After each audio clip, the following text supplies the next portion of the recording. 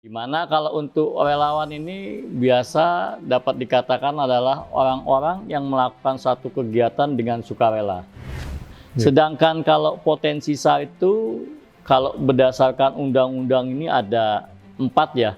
Ada sumber daya manusia, ada sarana prasarana, ada informasi dan teknologi, serta hewan yang bisa dimanfaatkan untuk kegiatan pencarian dan pertolongan yang ada di luar Basarnas. Inilah hebatnya, kalau bicara hebatnya atau baiknya potensi SAR atau relawan, karena yang mendasari mereka adalah panggilan jiwa, sehingga kalau jiwa kita adalah jiwa SAR, berarti jiwa kita adalah jiwa penolong, sukarela, dan tanpa pamrih.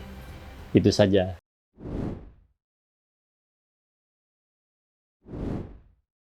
Selamat datang di podcast Jejak Penolong bersama saya Bang Zulek. Dan saat ini saya sudah bersama dengan salah seorang tamu yang sangat istimewa. Kenapa sangat istimewa? Karena selama 3 tahun kepemimpinan beliau ini, teman-teman dari relawan mendapatkan ilmu yang sangat banyak sekali. Siapakah dia? Inilah Pak Heru Suhartanto, Kepala Kantor SAR Semarang. Selamat bergabung, Pak Heru. Siap.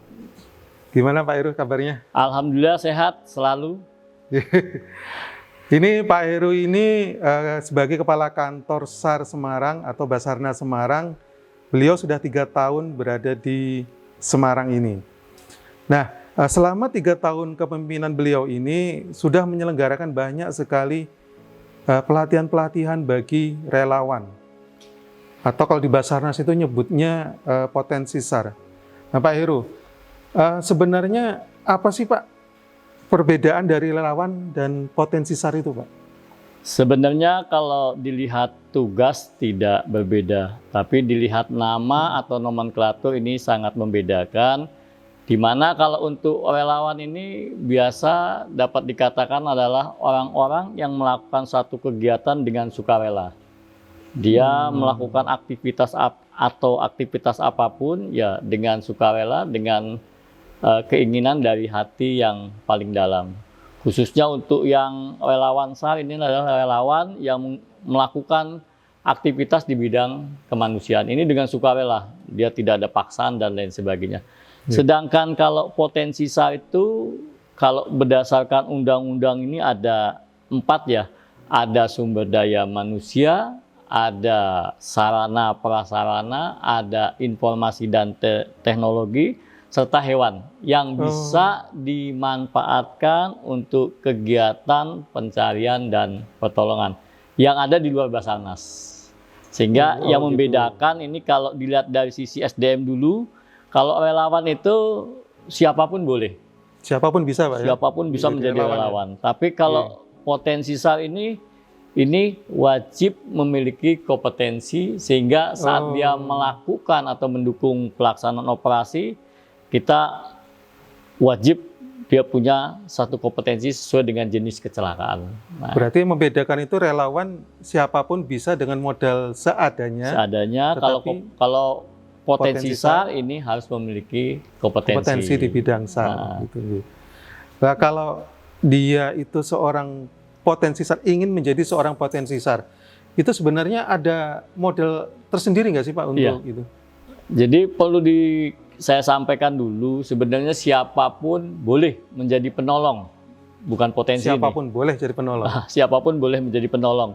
Contohnya seperti apa? Saat kita melihat satu kejadian dengan mengangkat telepon, dengan meminta bantuan, itu juga sudah dikatakan adalah menolong. Dan bisa katakan si penolong. Itu padahal sederhana Pak ya? Sederhana itu. Cuma menelpon aja ya? Telepon, pihak yang berwajib atau pihak yang memiliki kompetensi atau pihak yang berwenang, itu sudah dikatakan penolong sebenarnya. Cukup telepon aja sudah jadi penolong. ini membedakan. Jadi masyarakat boleh, semua masyarakat atau siapapun boleh menjadi penolong. Tapi kalau menjadi penolong yang dikatakan potensi SAR ini baru sedikit berbeda.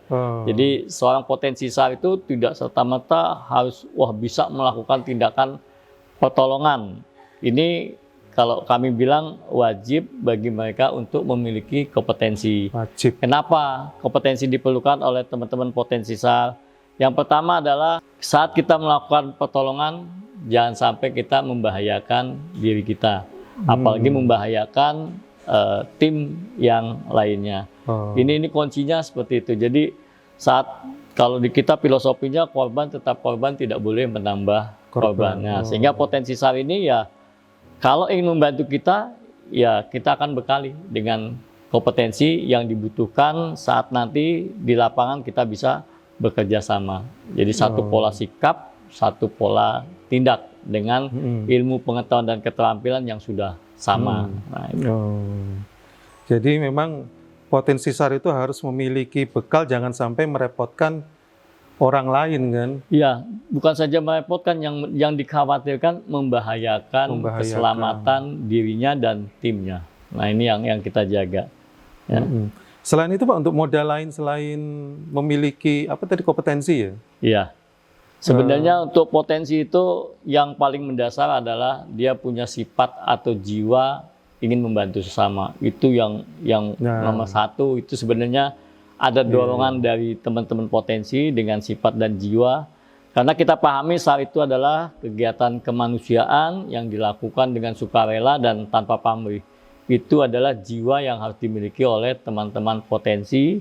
Sehingga setelah itu memiliki jiwa seperti itu, baru kita bekali dengan penunjangnya adalah kompetensi. Nah, itu yang pegangan dua pokok itu aja buat teman-teman potensi. Jadi yang penting ada kemauan, kemudian ada jiwa sifat sifat menolong sama dengan kompetensi. Diimbangi kompetensi. Diimbangi kompetensi. Ini kan Pak Heru ini sebagai kepala kantor nih Pak ya di Basarnas Semarang. Ini tentunya memiliki program untuk peningkatan kompetensi dari potensi SAR ya. Iya. Itu kompetensi apa sih Pak yang dasar lah istilahnya yang harus dimiliki oleh potensi SAR itu?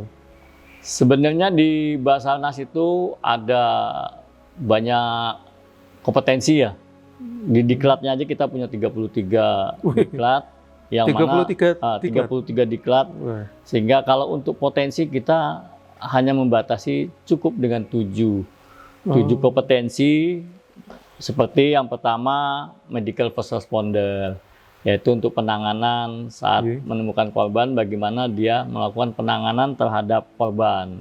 Penanganan pertama terhadap korban. Yang kedua adalah high angle rescue technique atau bagaimana dia mampu memberikan pertolongan di medan ketinggian. Lalu ada jungle rescue. Jungle rescue itu yaitu saat kita melakukan pencarian dan pertolongan untuk medan gunung hutan.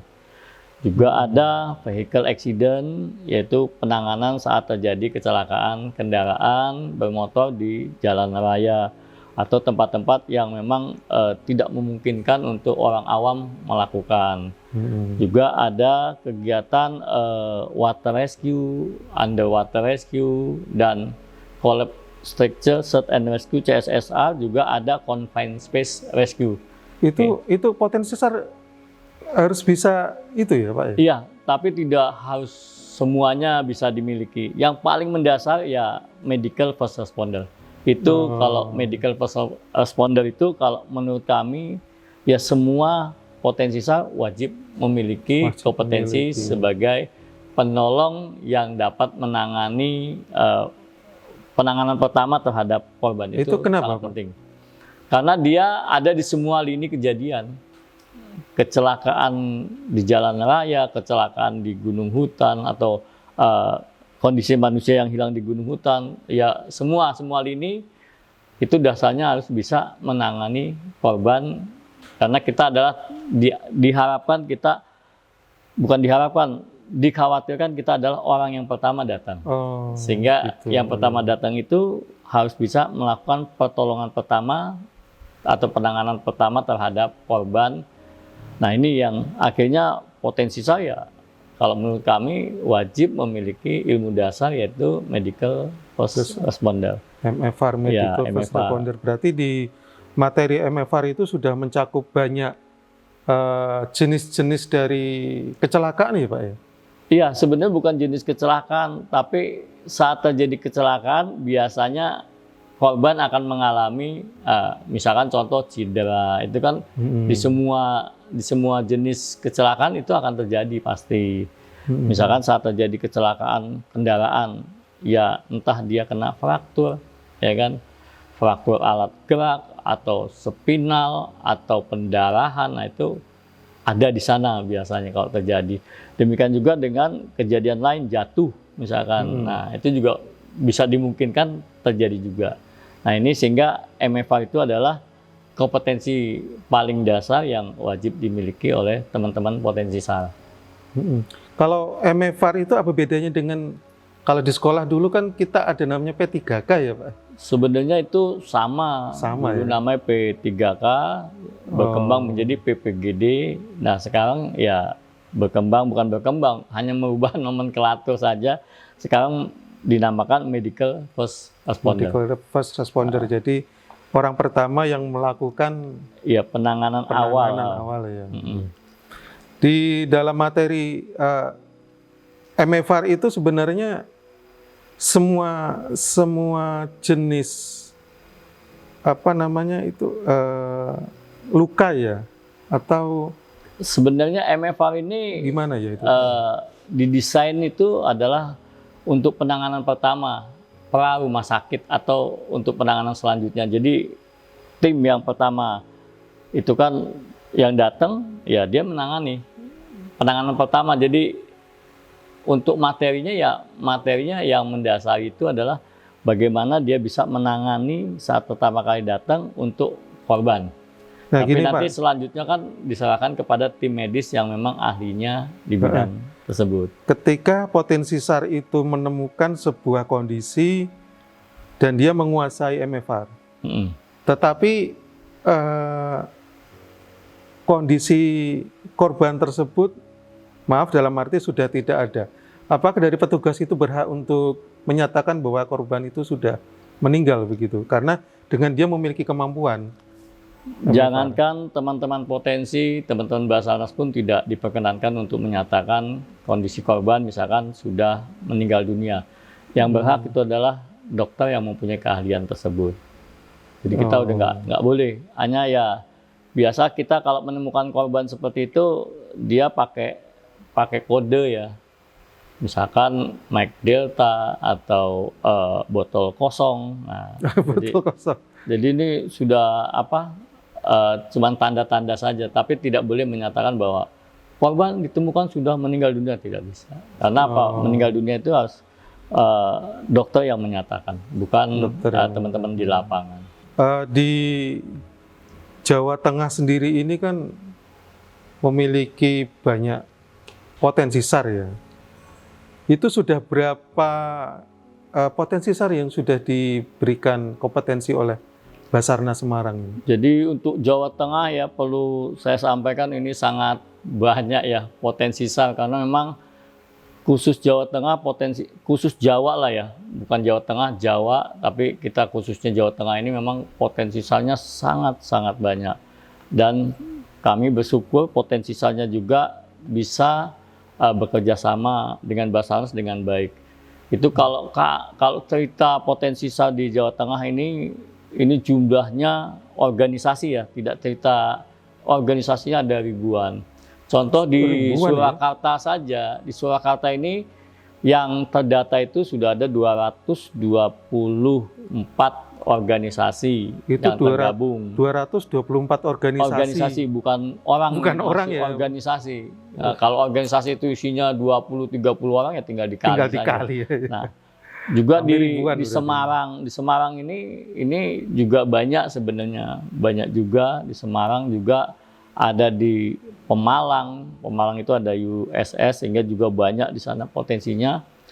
Kalau yang sudah mengikuti pelatihan 72 JP, berdasarkan data kami itu ada 1.443 orang. Nah, 1.143 orang. 1.443 orang yang sudah mendapatkan pelatihan yang 72 JP. Sedangkan untuk yang di bawah 72 JP itu ada BIMTEK ini hampir sampai 5 ribuan yang sudah kita lakukan. Luar biasa, Nah, banyak sekali. kalau pelatihan lain di luar itu kemarin kami lihat itu kurang lebih yang baru terdata itu masih 9 ribuan, ya 9 ribu sekian menjelang 10 ribu. Nah ini yang hanya terdata saja dia. Tapi sedangkan yang tidak terdata dan dia juga sudah memiliki kompetensi dari organisasinya, itu juga luar biasa, sangat banyak sekali. Berarti memang jumlah potensi SAR yang ada di wilayah kerja kantor SAR Semarang itu sangat banyak ya? Sangat banyak. Maka ini kami akan selalu update untuk data-data potensi, baik itu organisasi instansi. Ini masih organisasi, yang kita cerita masih organisasi potensi. Belum potensi yang berasal dari instansi pemerintah. Beda lagi ya? Ini beda lagi. Karena memang yang saat ini terdata ya dua ini, instansi dengan organisasi potensi. Ini cukup banyak, sehingga harapan kami dengan semakin banyaknya potensi itu dapat berkolaborasi, bersinergi dengan Basarnas, dan setiap pelaksanaan operasi bisa optimal dengan adanya atau kehadirannya teman-teman potensi.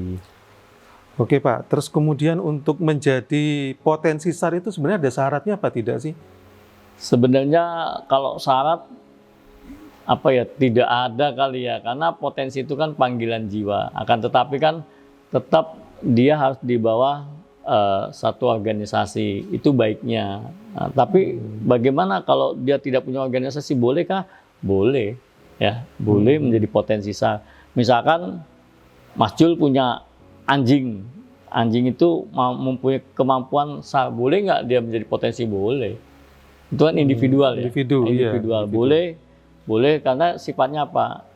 Semua potensi SAR itu membantu Basarnas. Nah, jadi bisa kita manfaatkan untuk mendukung pelaksanaan operasi. Jadi baik dari organisasi, instansi ataupun perorangan bisa menjadi potensi SAR di Basarnas. Dan itu perlu mendaftar apa tidak Pak ya untuk? Sebenarnya bukan mendaftar ya, kita melaporkan mendaftar, keberadaan kita ya. Cukup melaporkan ya, saja. Supaya apa? Nanti saat kita melaporkan, saya dari organisasi A dengan sumber daya manusianya sekitar 100 orang dengan potensi yang dimiliki, ada MFA, ada HAT dan sebagainya.